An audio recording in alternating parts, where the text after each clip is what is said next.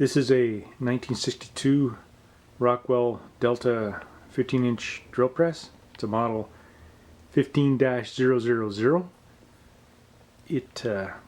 It's a production unit, or it was a production unit. As you can see, it's mounted to a steel plate. It would have been mounted to a cast iron table, with probably 3 or more other drill presses all lined up, and it would have done a specific operation and then be passed on to another one. It's got a counterbalance to help with raising and lowering the head. It's a steel cable, or a steel rope, with a big spring that sits down inside the column, and it doesn't quite exactly match the force of the head, but it's close. Here's a close-up of it here. As you can see, there's a pulley, and the steel cable goes down into the column, and there's a big coil spring that sits down inside, and it provides an upward force on the head to counterbalance it. It's a nice machine. Excuse me. It's a nice machine. It was in rough shape when I got it, as most things are. They're 40 or 50 years old, but it cleaned up pretty good. I had to replace a few things on it, but nothing too major. This knob here I had to replace. This knob here I had to make. Well, I made that one too, actually. It's still missing a micro nut here, but I don't really use that feature right now, so it's not a pressing requirement to replace it. On this side here, you got your you can set this to whatever you want. It's indicated in inches, and the micro adjust is in thousandths of an inch. It's got a nice feature here. You can change this to suit whatever starting position you want for the handle, and of course this will slide up and down, so you can change the leverage on it. I put a replacement chuck on it. It's a keyless chuck now, a no-name special. It used to have a Jacobs middle of the road keyed chuck, but it was kind of beat up, so I put that on instead, and it works fine for this particular type of machine. I don't recommend the keyless chucks on the big high torque gearhead drill presses or the milling machine. I prefer actually these right here for that, because no matter what, you can always loosen the bit from the chuck when you're done, and it holds them much tighter. These have a tendency, if you catch the bit in the workpiece, it'll turn this up really tight, and then it's very, very hard to open. It originally, like I said, it originally came on some sort of cast iron table. When I got it, it didn't have that.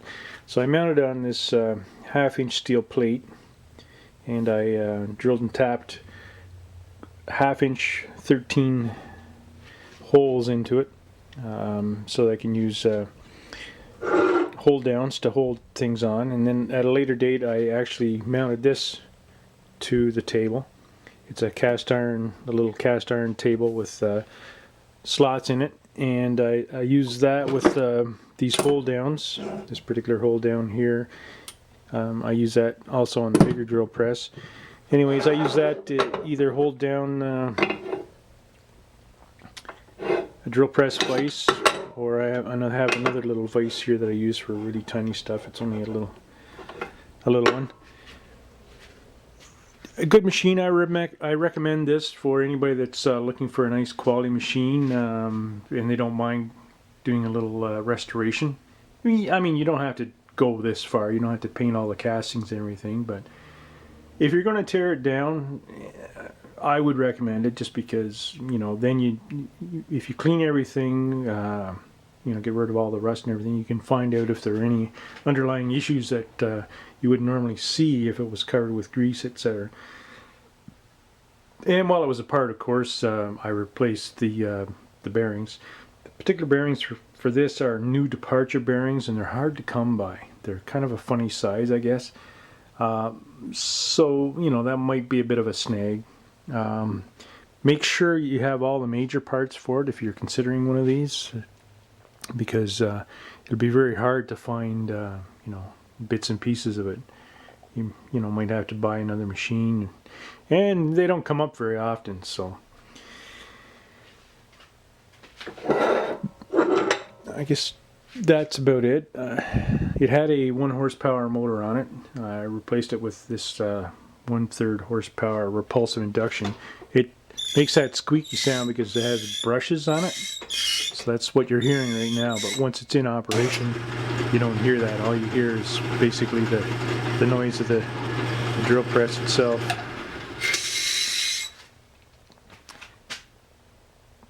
Good machine. It's my go-to drill press for all small operations. I enjoy using it. It's a pleasure to use. It was a quality machine in this day, and it's still a quality machine now. Everything's, you know, tight on it. Nothing's overly worn, which is surprising because, you know, it would have been a production unit, and it would have been used day in, day out, probably for 10 or 15 years anyways, before somebody got it secondhand.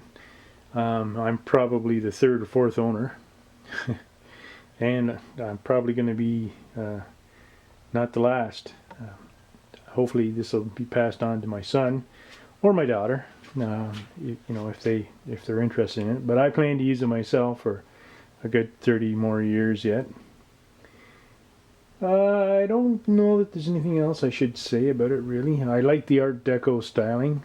This particular machine was probably designed in the early 50s. It came out in the mid 50s, and I think 62 or 63 was probably the last year it was presented in this particular form.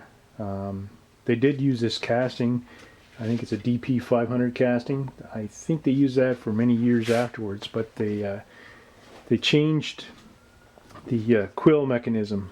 It wasn't quite as fine as this one right here. It was a little more, I wouldn't say heavy duty, but a little less refined. It was, you know, they got rid of the micro adjust, and they got rid of the positioning feature for the handle.